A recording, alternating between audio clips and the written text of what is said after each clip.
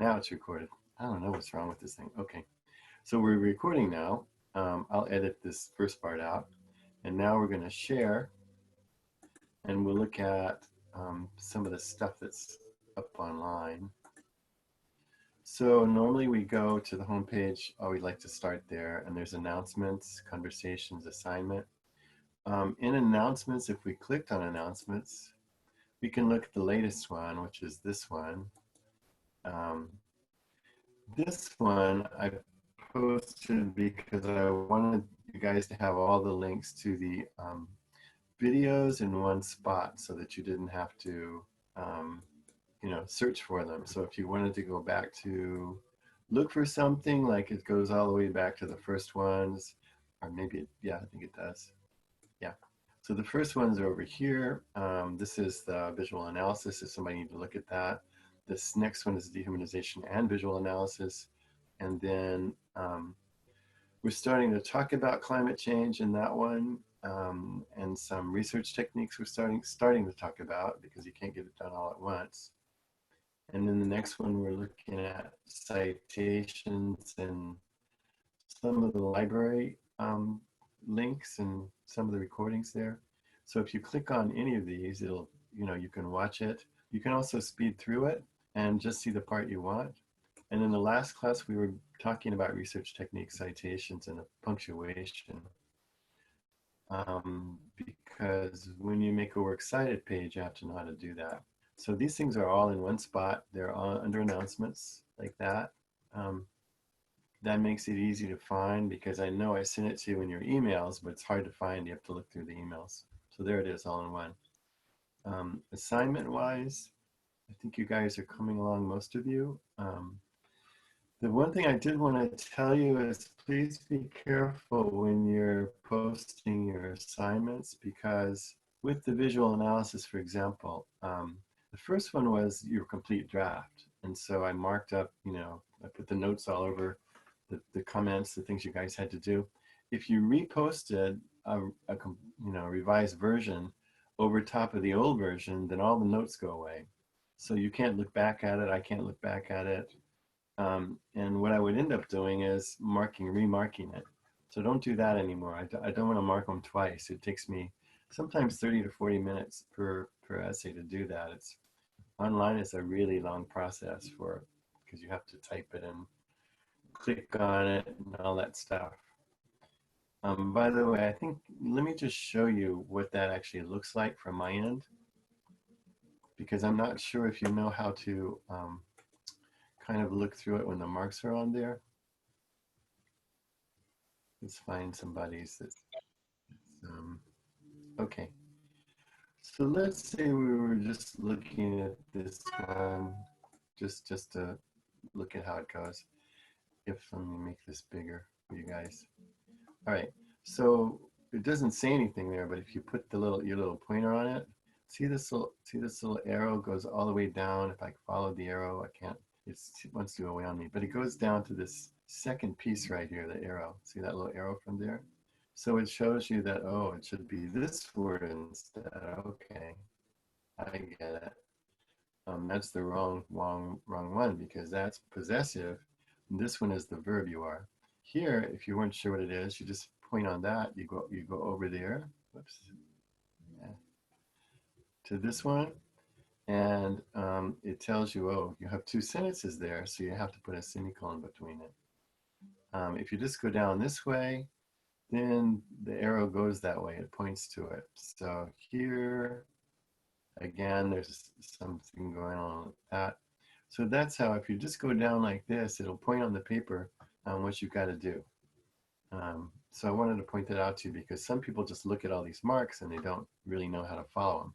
You just go down this side of the page and it'll point to where the mark is, and then you can see, okay, and that's what I have to do there. And then over here, I usually put like a bigger remark. And you can also find your reviews over here. People did peer reviews and they have some good ideas. Okay, and so I usually have a couple. So what happened here was this one got reposted over top the old one, so I had to mark it again. So this was the first comment I had for you guys, and this was the second comment. So anyway, when you're looking at your papers, that's how you figure out what you need to fix. And it's pretty easy that way. I mean, it's pretty nice the way that actually works. Okay, so that was that one. And so I haven't posted the work that you need to do on the argument one because we just kind of started that last week. So you guys, and also last week you were finishing off or trying to finish these pieces, and maybe this week you also are. But you don't want to start on this argument paper when you can, because you don't want to be doing this all at the last minute. It's 12 to 1500 word paper, and you need 6 sources. Okay, so if we go down here to the files and click on files, we have a lot of information there. There's something new that I put on here. So if we click on this one, climate change articles,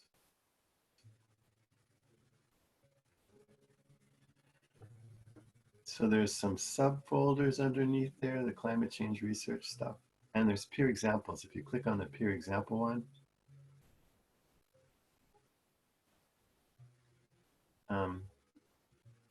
you're going to see some examples you can look at. I think we may have checked this one last time a bit, but if you click on this, some of these are better than others, and it sort of gives you an idea what the paper looks like. These are not all from Southwestern, but they're the same assignment. So you can see this is an introduction, then there's a thesis sentence at the end of it. Talking about what I don't know if that's a woman or man thinks is the best thing to do.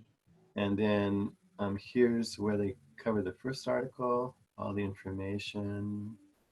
Here's where they cover the second article, so that you do the 2 articles.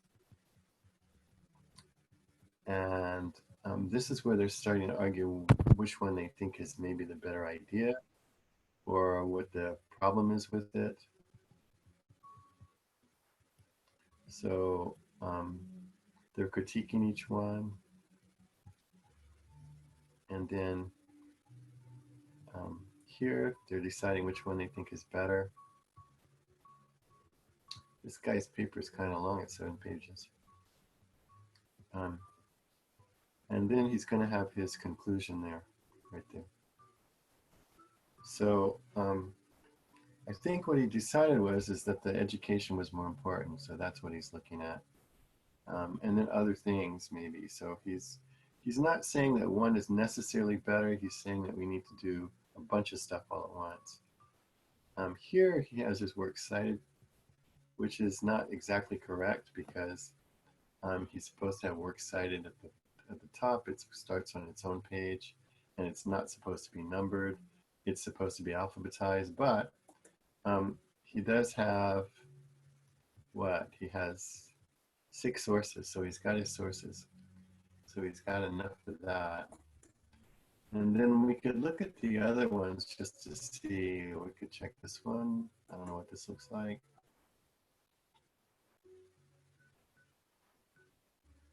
It will come up in a minute, I think. In theory, must be a big paper.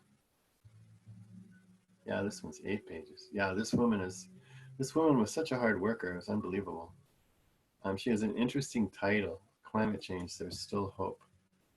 And so she sort of sets that up, introduction. Here she's introducing her articles, the name of her articles. And she's doing a little short summary of each one. And here she does the first article right there. She makes a summary. And the second article, she makes a summary. And now she's deciding which one she thinks is better. So she's bringing in research for that. She's got a lot of research.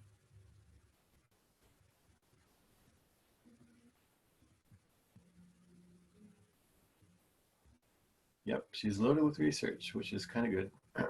And if you notice when she has something where she's paraphrasing somebody, like in this case, she's paraphrasing Summer. So she puts the parentheses, right after the information she paraphrased, because it's not from her, it's from this person. Periods on the outside. And this stuff is information from a different source. So she takes that person's last name and puts it in the citation. And if there's more than three or more people, you don't have to write all their names. You just write this et al thing, and that means and the rest, which makes it much easier to do. So you can see she's got her information in there. She's got her works, her citations. Let's go on down toward the end of it. Here's what a works cited page should look. Well, actually, she's got it backwards too. So I know a lot of you, when you learned, if you did in high school how to do it, they used to say, okay, indent the first line. That's what they used to say. And then in 2008, I think it was, they came out with a new way. And the new way, they felt if you push this over, if you push the first line over all the way to the edge, it's easy to see the last name. And then everything else gets pushed that way. Everything else is indented. So we have an example that we'll look at in just a minute. But so, okay, she's got, how many sources does she have? 1, 2, 3, 4, 5, 6, 7, 8. She's got 8 sources. So she's got at least 6. So these are things you can look at, to figure out, okay, what to do. And then we have in the second file here, so this is climate research articles from your peers. And I did it by topic so that you could, I know you guys are having trouble, or some people are having trouble figuring out what sort of topic am I going to do? And, we said, well, if you start with just a simple Google search and you just go something like terms for mitigating climate change, if you look under that, you're going to see a lot of information, basic information. We looked at a Wikipedia one. We looked at a NASA site. We just looked at a couple, and they gave us good background, so we know what we're looking at. And then when we were looking at the bottom, they started talking about solutions. So we realized another term for this process that we should be looking at is maybe solutions. Maybe that we should be looking for that. So then we put in solutions and we found all kinds of terms. If you found something you were interested in, and that's what we're looking at over here, these guys all found things they were interested in. They started searching for this stuff. So when they found what they felt was decent information, then they also went to the library website. And because I want you guys to all have at least one database. But the problem with the searching on the library website, I feel, is that it's very high level stuff and not always good if you're just learning it. So maybe just start with Google first and get some ideas. And then when you want really sort of sci-fi stuff, you'll have your terms, you know what you're going to type in, and you can go to the library website, and then you can go to the database and type in your term. So this first one is interested in green space. Climate creating green spaces should be helpful. So let's see what this person found out about green spaces. And if you think about it, when you do a green space, then you have green plants. We know that plants suck in the carbon dioxide and throw out the oxygen, which we need the oxygen, and we need to lower the carbon dioxide. So in a way, that makes good sense. So I think Belchi did this one, and that was her idea. And so this is a really easy article. So it's not enough for your paper, but it sets you up to maybe be thinking about this. Let's see. So parks would be one thing, having more parks in cities, around in cities. And they're calling them climate smart parks, meaning what they do is they lower the temperature, for instance, or they do other things. And the article points that out. notice at the bottom of this one, it's got the URL. I know it's hard to read on this one, but it says Parks and Recreation, April 2019. And there's the URL, the www parks and recreation.org. So there's your URL, there's your address. This is probably the name of the website, Parks and Recreation. This is the date it was published. So you can find information in your URL that's pretty helpful. And then looking through this, we say, okay, so what are the advantages? Well, there's one. Minimize flooding, for instance. It helps with that. Improving water quality. Who knew that? Cleaning the air. It does all this stuff. Who even knew that? And then as we go through it, and then here it actually has some resources, some things we might want to look at. So it's got some links here. It's got, whatever this is, Great Urban Parks Program. That would be interesting to look at, see what it does. It's got some other stuff, Parkology. It's got a website for that. We could look that up. And this piece over here talks about this guy who sounds like an expert. So this has a lot of ways of looking for things, not just the information in the article, but the ideas that it presents for you that you could just look up. If you think that, oh gosh, this is good for cleaning the air, let's look up cleaning the air in green spaces. Okay. So when you're trying to think of ideas, if you go to this second folder right there, Climate Research Peer articles, then you can look through there and see their topics. Here's one, education, which is a really big one. They're thinking, or at least the articles say, that education is probably one of the most important things to do, because if you don't educate the public, they don't understand it.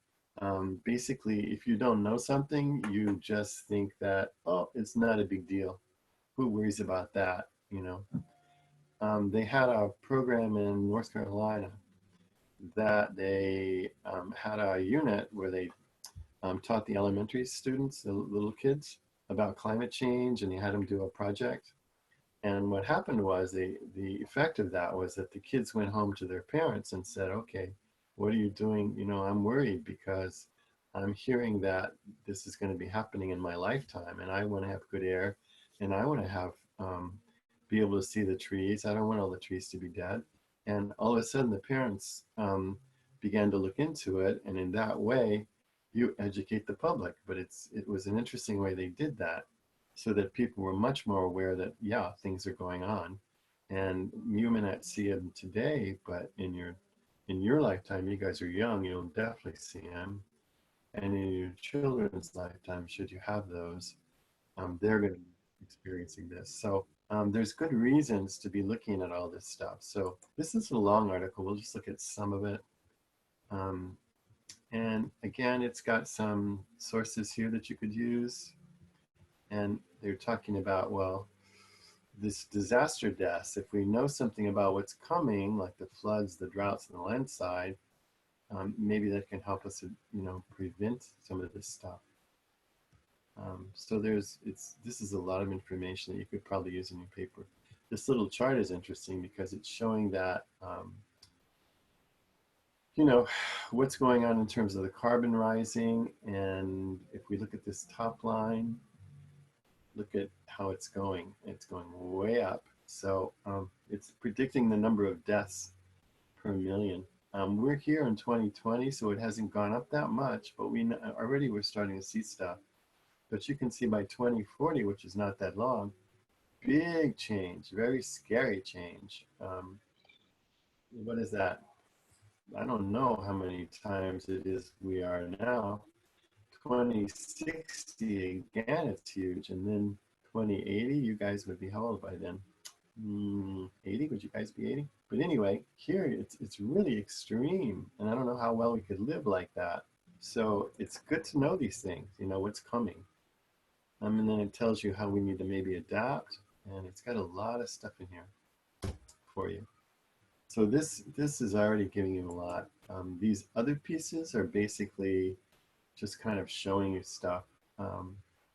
This one on lowering greenhouse gases is really only one page, but it has ideas on it that you might look up. The rainforest is something we know we should be looking at. If we clicked on that, we would find out, well, so why are they burning off the rainforest? Why are they clearing it so fast? And it turns out that, I know we talked a little bit about red meat and how people are like their, hamburgers and their steaks and stuff like that. And the fires are not natural. There are people that get in there and start burning them because what they're trying to do is create land where they can grow cattle. So this is what it looks like, but you notice there's cattle in there, and there's smoke up here. This is a real picture. So because people are burning it off so they can raise more cattle. And of course, who's buying the cattle? Well, that's the United States. So we're the one that's driving this whole process. There's more smoke. 26,000 fires. It's quite a bit in the Amazon. And if you think about that the Amazon is responsible for 25% of the oxygen that we breathe, should you create a problem there, listen, we're not going to have good air. We won't have enough oxygen. I'm not sure what we would do then. Could we survive even? So something to really be thinking about protecting. I mean, I don't know what we need to do. We need to do something. And then supercharging plants, another really cool idea. So we know that the plants in the ocean actually produce 50% of our oxygen. And we also know that it's acidifying, which means what happens is if it's too acid or acidic, then the plants die. If all those little teeny single cell plants die, you don't get oxygen. So that's 50% of the oxygen. And it asks things like, okay, who's going to save the planet? Who's going to, how many people talk about the ocean? It seems to be huge. I mean, nobody seems to care that things get dumped in it. But there's enough of us now. We've done enough of this dumping that we've created a problem in the ocean. So they're figuring out plants that they can actually grow in this bad water that we're kind of creating that might produce a lot of oxygen and also be able to survive in more acidic climates. So they're calling, some of these are being called super plants. And this is, I don't know if this is happening in La Jolla, but it's pretty close. I mean, so it's actually going on here. People are actually researching it. Notice at the bottom of the article, there's going to be your URL again. And if we looked at the URL, we're going to find information. So we see, okay, the title of the article is the last part. Super plants, climate change, something about that. And then The Guardian, here The Guardian is the publication. That's also the name of the website.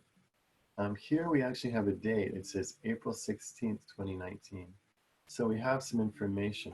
So even though this thing was printed 11/4/2019, the actual date, if you can see in the URL, is April 16th. So by looking at these things, you can find information. All right, so there's some other articles on here. And again, if you came in a little late, this is all being recorded. So I'll put the video up. We also talked earlier about under announcements. The links to all the earlier videos are in the last announcement, so you can just go there. And if there's something you need to look at, you can look at it. But there's some things you might not even think about. Jet fuel use. It doesn't sound like, well, why would that be a big deal? Well, because it's totally unregulated. We have a lot of planes flying that jet fuel is pretty rough on the environment. And so how would we take care of that? Well, it wouldn't take any money, probably. All you have to do is require that the jets fly slower. If they fly slower, they burn less fuel. And as a matter of fact, it reduces CO2 significantly. It's very interesting. And who would think of this? But this guy found this one. So that's what you learn stuff. Okay. So here's some ideas. Red meat is important. Um, eliminating use of coal. Here's some solutions. If you're not too sure, you want to click on this. It's some solutions. So one big thing is our transportation, and you guys have probably noticed on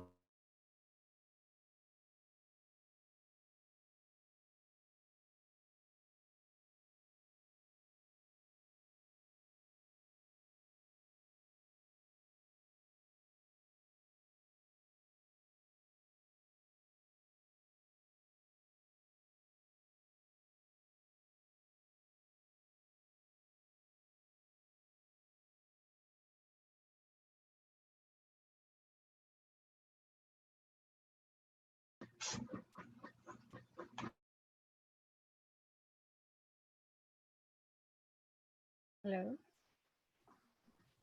I don't see or hear Mr. Osborne. How Me about you neither. guys? Okay. I'm like, oh crap, where did I go? There you So are. did this thing just stop? Yeah, you left on us. No, I have no idea what happened. No, when? How long ago? Like 2 minutes ago. Oh, just 2 minutes. All right. Yeah, you know what I think happens? It's the internet. So I don't know with you guys, but the thing just stopped, I guess. How weird is that? Yeah, Okay. it's actually going pretty slow because my kids as well, their system just like freezes on them all of a sudden. I guess a lot of people just streaming through the Zoom. Wow. Yeah, I think you're right. Um, wow. So let me go back to where I was. And so I was looking at the peer examples. Is that what you were seeing? Like, is this where I was? Let me show you. Yeah, look at this, man. This is messy.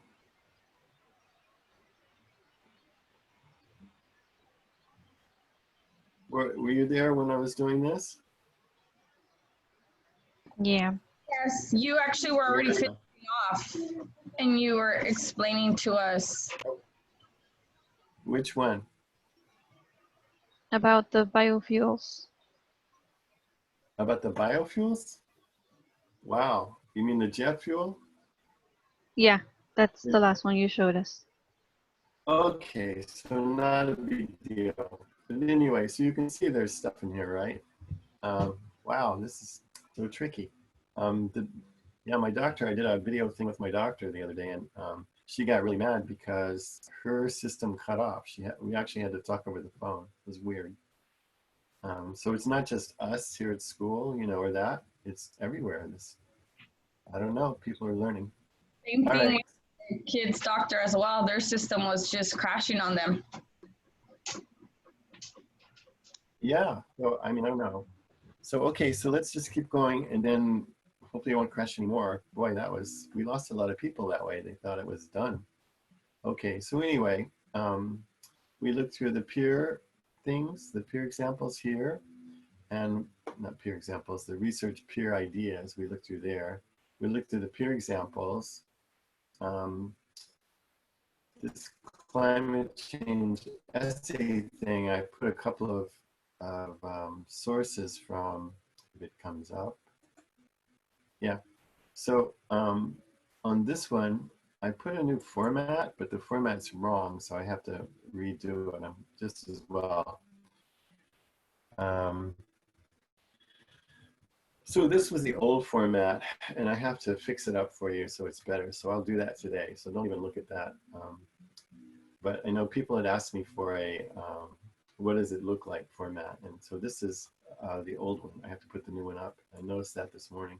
And then we've already gone through research and citations. We went through those things. I actually, from last time, so I don't know if we looked at this works cited sample, but this is what it should look like. And notice that the first line is all the way to the margin, right?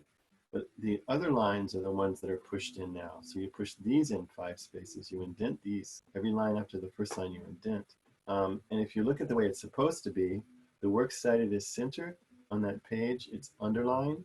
And then over here, you would put your last name on the right corner with the page number.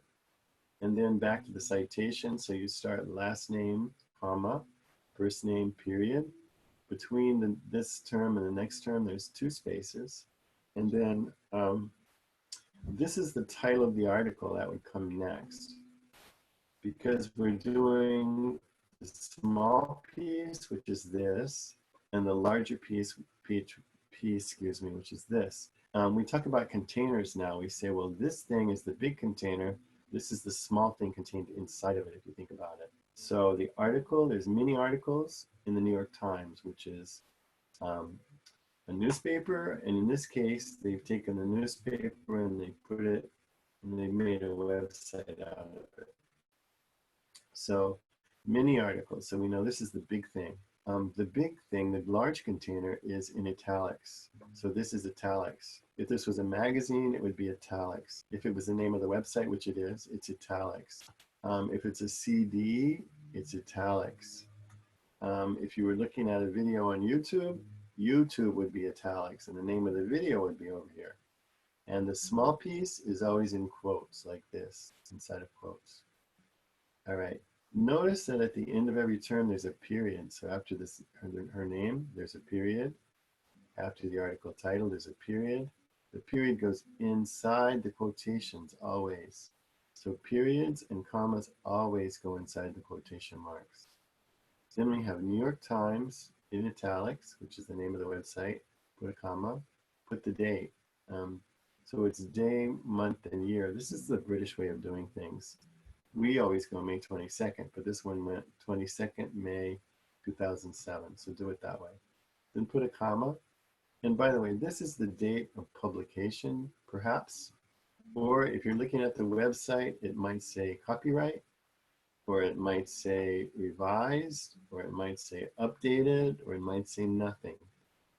Sometimes you have no date. So if you don't have a date, you just don't put it. You won't have anything to put there. You just move on to the next thing, which would be the URL here. And again, if you look at the URL, it's got information in there. Here's the New York Times name of the website. Here's the date right in there. It's in the science and then earth section. So that's helpful, that's information. Then you put a period, and then you always put the day you accessed it. So what day did you find this article? This one accessed this particular article on the 29th of May. So they write 29 May 2019. And if we think about it, it's only about a year old. So this is a really good source. Older ones, not so good. If you saw something from 1980, not so good. I mean, it might be okay, but if we're looking at scientific stuff, it's probably a little old. So you consider that when you're doing it. So that's what your typical citation will look like, because if you're looking at articles on a website like that. And then if we were looking, let's see, at a printed piece, like this guy down here, this Gowdy person, John Gowdy, there's the name of the article, again in quotes. And this one is in a printed journal. So that's like a big magazine. Now, some journals, because they're academic journals, come out more than once a year, just like a magazine does. And this one looks like this is the first journal of the year, #1. So a lot of times they'll come out fall, spring, summer, winter. They'll come out like that, and they'll have 4. The reason it says volume 14 is because what happens is when this is 2007. So what the library will do is they take these journals, the journal for the year, and they'll bind them. They make them into a book. They put a cover on it, so it's pretty permanent. So the magazines get bound into the book. And in this case, this is volume 14. So it's the 14th year that this international journal or whatever has been published. So if you were looking for it, you would go in the library, find volume 14, turn to the first magazine that's in there, and then you would go to these pages like that. So that's why they put that kind of information. This next one, if you notice, has two authors. Harris Rob is written backwards, like all these rest are. But the other article is written just regularly. It goes and Andrew Revkin. So if you have two authors, they look like this. Here's the article title. Here's the a website. Here's the date, and there's the URL, and there's the access date. This one down here, this Milk and Michael et al., it means that there's three or more authors. So you don't have to write all the authors. That would be a lot to write. So instead, you're just going to write the first author, and you put et al., meaning that there's more, and the rest is what it means. Okay. And again, this is a printed article. Let's see if they have a database. Let's see. So if we go down to this last one, this Schulte, well, not last, but almost, this Brett Schulte piece, Putting a Price on Pollution. This was in US News and World Report. Notice it's a volume 142. This is a pretty old publication. And this was the 17th magazine that came out in the year. And so, but it's online. So they haven't bound it.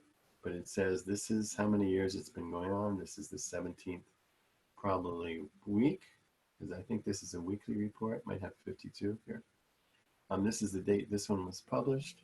And if you looked on the inside of that in the printed one, which by the way, online, all they probably did was take pictures of it and just put it there. It's on page 37. So if somebody went to the database, say at Southwestern, and they clicked on EBSCOhost database, which is a good one.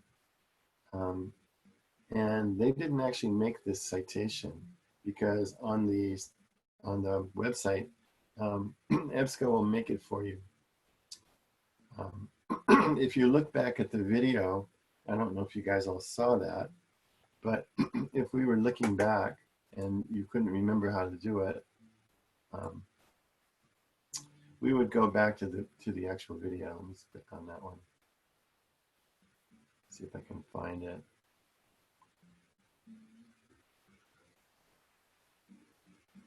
I don't know if it's this one. Yep, it's this one. So we would go down to this link right here, and if we clicked on this link, of course, it's going to bring us the Southwestern librarian who gave us that video tour, and we could probably just look through a little bit of it and find out how to work databases. How do we do that? I'm actually, well, I could play it for a minute. We'll just look quickly at it. Now she starts out sort of telling us how to get to, how to sign in from your own computer. And then after that, she sort of shows you how to work with it. So we're going to go through it a little bit. Start there. Going to share my screen for that.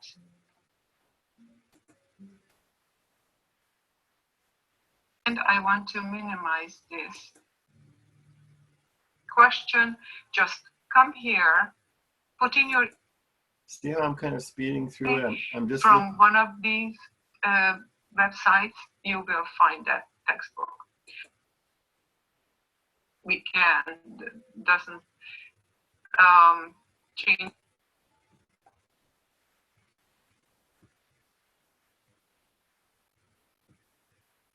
Change it. Oh, she's looking for the database. She's looking for her pieces here.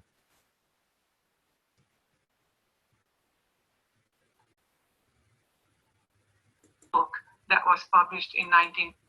So if we were looking at this one, for instance, you can't see it, but you can click on this thing and it'll take us to there. If we do the PDF full text, which we really can't do, I wonder if she did that for us. If she did that, it's going to show you in there. It'll it'll say, "Do you want the citation?" And you'll click on the citation. Let me see if she does that.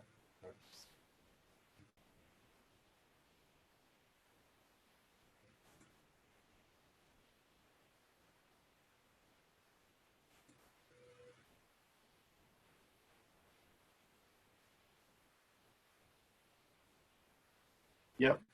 So this is where I'm going to go back a little bit.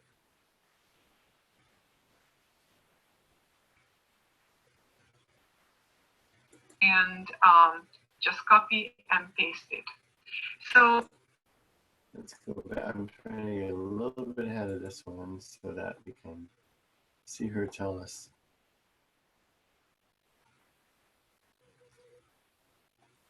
And when you look at the chapters, you can just jump to wherever you want to jump to.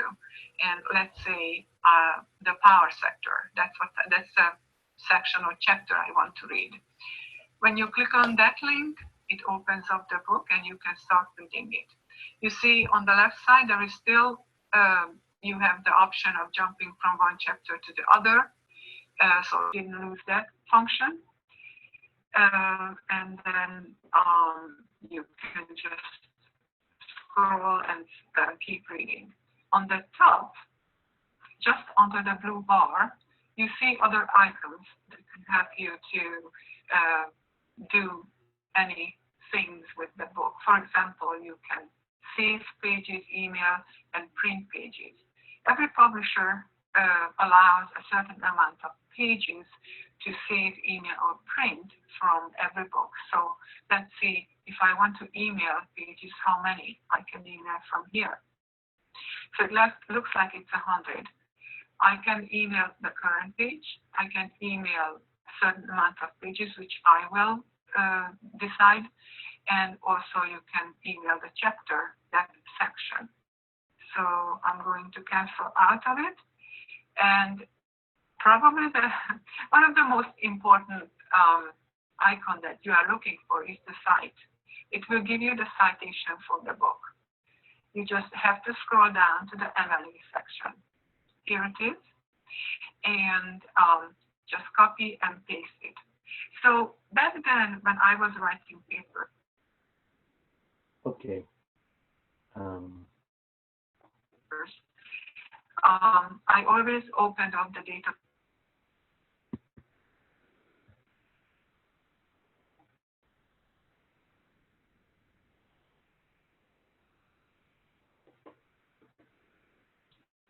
All right, so you can see that we have a lot of sources on there, a lot of things you can be doing. Are you understanding everything that we're talking about? Anybody confused about what's going on? Okay. I do think if you haven't worked on the library website before, what you're going to have to do is just go there, sign in, because when you start the video, she's going to show you how to sign in. And then you will already have your search term because you've done two things. You've gone to Google and you've looked through there to see if there's anything you're really interested in. And you've also looked at the files on the 115 website. And because maybe already that gave you some ideas. And then when you go to the database, you have your term that you want to look at. And it's going to bring you up things that you're interested in. Otherwise, it's sort of a waste of time. So that's kind of the process that you're going to be working with. In terms of the actual citations and things like that, let's look at that for a minute.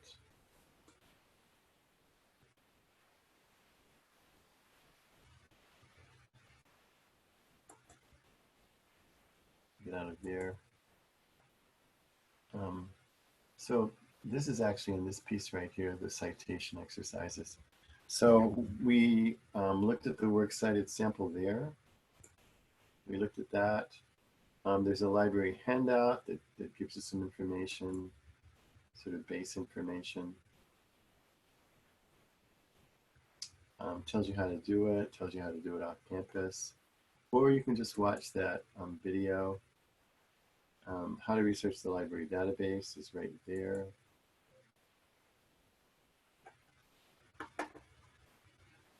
And so this would just be for the database, and there's your link for it. And then you can copy the link, and you probably have to sign in, but then you can look for what you want. So just follow those tabs. You can do it this way, or this is that way she said, hey, this will do everything. So you can use this link at this second link. Quoting, the rules for quoting are right here. But the rules for quoting are kind of basic, and this is the most basic one. Periods and commas go inside, so inside the quotation marks. That's the most basic one. And then the other thing to note is that the other big thing to note is that if it's a full sentence that you're quoting, just put the full sentence in the way it looks. Put it in quotation marks. But you're going to have a period at the end of it, which is sort of unusual. You wouldn't think of that. Again, if you have these attributive tags, they call them, or lead-ins or lead-outs, you put the quote. If it's a leading out, you have to put the comma inside the quotes. Always commas and periods inside of quotes. If it starts it, if it leads in, put the comma there, not inside the quotes, because the quote hadn't even started yet. So then we go like that. Okay. So you can look at that again if you want. Paraphrasing, it's reminding you that this is when you put it in your own words, but it's telling you, hey, be careful because you have to document. It says you have to document, even if it's your words, it's not your idea. So you need an in-text citation. And they give examples there, and they show you how to document right there. So here's the quote, and we know, okay, we put the parentheses after the quote, and then we put the period ends the sentence. We have to do that. So when you document, normally you would have the period inside the quote. That goes away because now you have to include the document. So you put the period outside the parentheses, so it is documented correctly. This is a citation worksheet if that helps you, just because sometimes you can look at this and you go, okay, when I'm making my works cited page, most likely the one you're going to be working with is this one, an article in a database, although they're going to do that for you. Most likely it's this one, article on a website. And you see it's like a formula, it's like a recipe. Author's last name, first name, title of the article, name of the website, it says italicized, publisher or sponsor of it. We were looking at the New York Times. We know we don't put them twice. So if it would be the same name, like we would say, oh, New York Times, and the New York Times, we only put it once. If this were something different, where there's something on, say, medications, we're looking at medications sponsored by Pfizer, and we would put the Pfizer to be the sponsor over there. Some kind of medication like, I don't know, vaccines over here, the name of the website. And then month and day of publication, the URL, and then the access date, like that. So that's just nice to look at quickly. So you've got a lot of information here. If you're not too sure, you have a citation example, which is just some basic rules that if you, because you don't know all these rules. We used to buy a book. We don't buy the book anymore because it's not that difficult to do these. And they show you what a book looks like if you were doing a book. They show you what a website looks like. If it was just a website, they show what an article on a website looks like. When you write it, it looks just like that.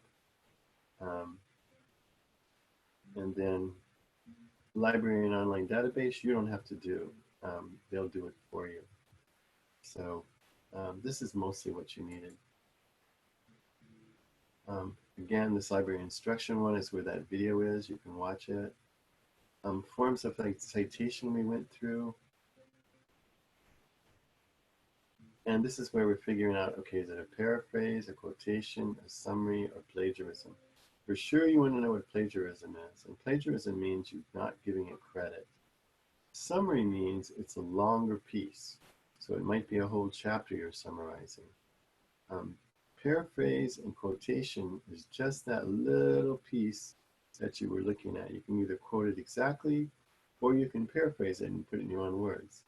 Now, notice that you can't take, like, say this first one, man is born free, and then make your own words, because you've taken an exact line from that. You would actually have to put the whole thing in your own words. So be careful of that one. And then Punctuation, so we looked at that, I think, the last time. And so it gives you, it goes over those rules again. And then underneath this is an exercise. We kind of went through the exercise. And we really just noticed simple things like the period here goes outside because we put the source now. And this thing right in here in the middle, the comma and the P is old fashioned, so we don't do that anymore. So you can look at that to refresh yourself. This we didn't do. It's a quotation mark exercise. So I don't think we're going to, I don't want to do this until we see if you actually need it. So in this case, it said, Mary's trying hard in school this semester, her father said.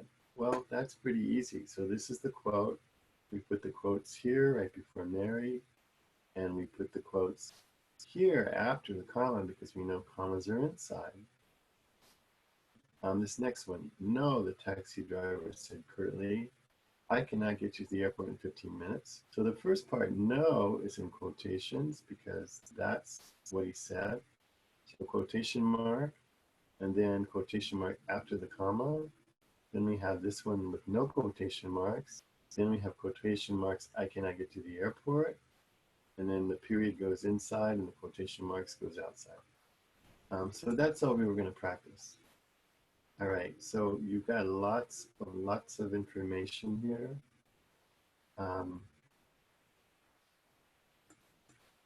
Where are you guys with your paper? Have you started this at all? Or are you just in the early process of it? Have you actually done research in it?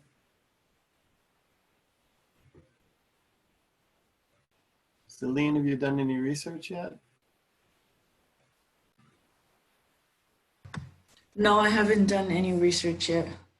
Well, does this make sense, what we've been talking about? I know it's a lot all in one video, right? Yes, it's making sense to me. But it is a lot, right? Yeah. Definitely a lot. Okay, so again, you notice how we were speeding through that library video?